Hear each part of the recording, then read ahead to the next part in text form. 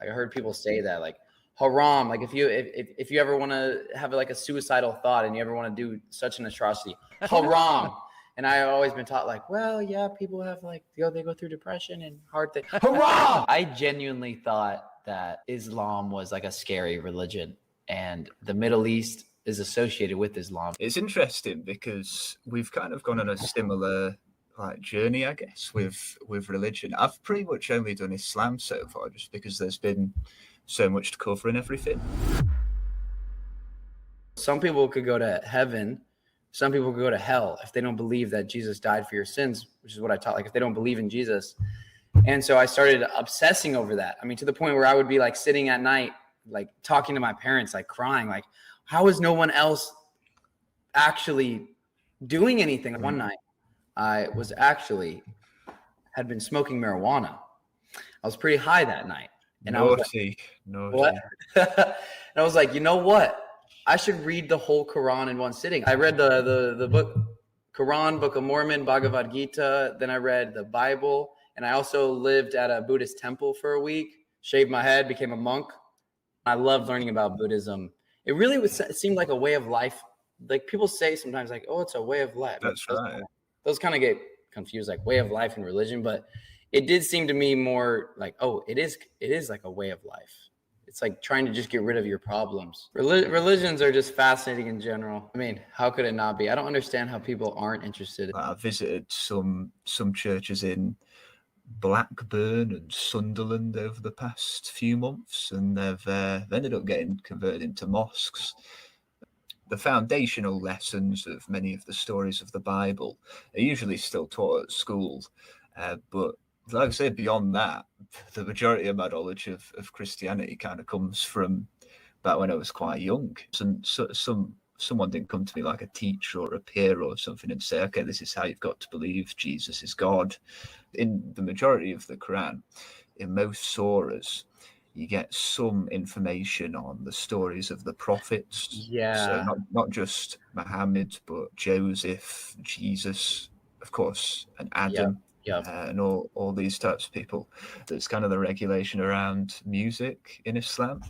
So the way people get around this sometimes is by only like using voice samplings. I've kind of, since I've started factoring in more nasheeds, I've not listened to much of it lately, but like classic rock music from like the 70s and 80s. I love putting them on. I feel pure. Like I feel like I didn't do anything wrong in them. You know, like you just feel like holy. One of the major sins in Islam is called something called shirk. It's polytheism. So that's worshipping idols or anything other than Allah, the one God.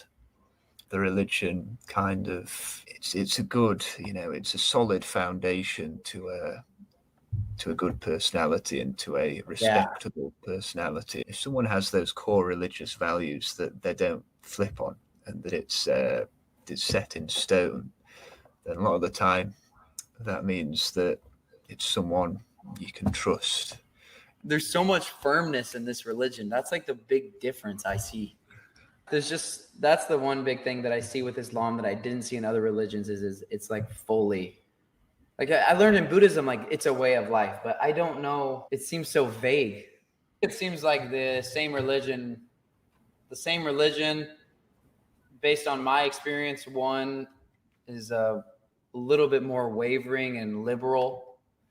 If there's perhaps a young woman or just any woman in general who's interested in looking into Islam, I'd probably say the best way of going about it would just be to maybe contact some local Muslim women. I'm sure, they'd be very happy to take you through some of the basics. Well, I mean, to be honest, I think when approaching this, it's important to think as a parent what values you yourself hold and what you want to pass off onto the children. I really want to I would love to do like a real experiment with like children and like see what a child, depending on how many, God willing, kids I have, like what would happen if I'll take you to a Hindu temple. You can see it. I'll take you to a church. We'll go to a Catholic church. We'll go to a regular church. I'll just take you to the mosque. What is something you're scared to say out loud about religion? When I approach certain topics in Islam, I think I'll probably take it from the angle of listening and speaking to, either scholars of the religion or knowledgeable people, the local imam, and perhaps even publishing the dialogue on my page, so people can listen to an in-depth. You go to most mosques, most imams, most sheikhs will be able to recite to you literally the entire Quran. That is unreal. The first time I went to a mosque, I had never heard of hadith before going there, so I had read the whole Quran. I was like, I'm interested. I want to go to a mosque. And the first time I went to a mosque, there was a bookshelf in the corner. I saw Arabic everywhere. I just say like, ding ching ling. I can't read any of it. So I'm like, what are all these books? Like, are these all the Quran? Like, no, these are like sayings of the Prophet. Sahih Bukhari contains 7,563 hadith reports, but some 2,450 may be considered distinct. Sure what? But, that's my favorite word. I genuinely thought that Islam was like a scary religion, and the Middle East is associated with Islam. So like growing up, as I got older, I began to understand just the principle that what people tell you is not true about anything unless you've experienced it firsthand.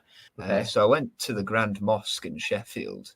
It's quite a large Yemeni community in Sheffield. It's very interesting to hear what their opinion was before they found Islam, when they found it, what the journey was like, and then, how they've been progressing in their journey.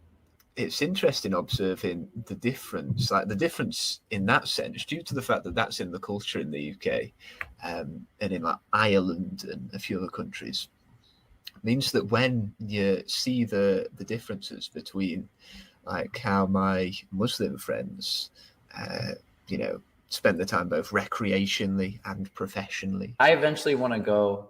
I think of I want to go to the country with the biggest prejudices that I have or have been like taught. I just want to like backpack across the whole world, especially if I could figure out how to like IRL stream and just go across the world. I mean, that would be like the dream. Just learning, sharing what I'm learning with the world, showing people that these places are not as scary, encouraging people to travel and like seeing the world. I just want to get to the point where anyone I see, I'm like, you're the same.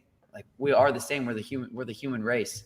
So God willing, I'll be able to go to like everywhere. I literally want to go everywhere, every country. I'm devoted to becoming, the best version of myself, and religion.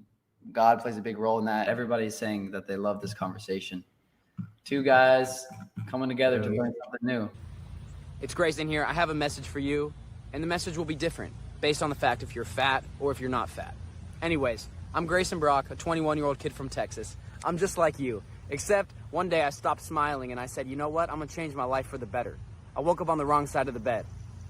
And I continue to wake up on the wrong side of the bed every single day because I'm that guy that was in the chat. Anyways, if you'd like to directly support free speech and the continued documentation of my life, you can click the first link below and purchase me a coffee.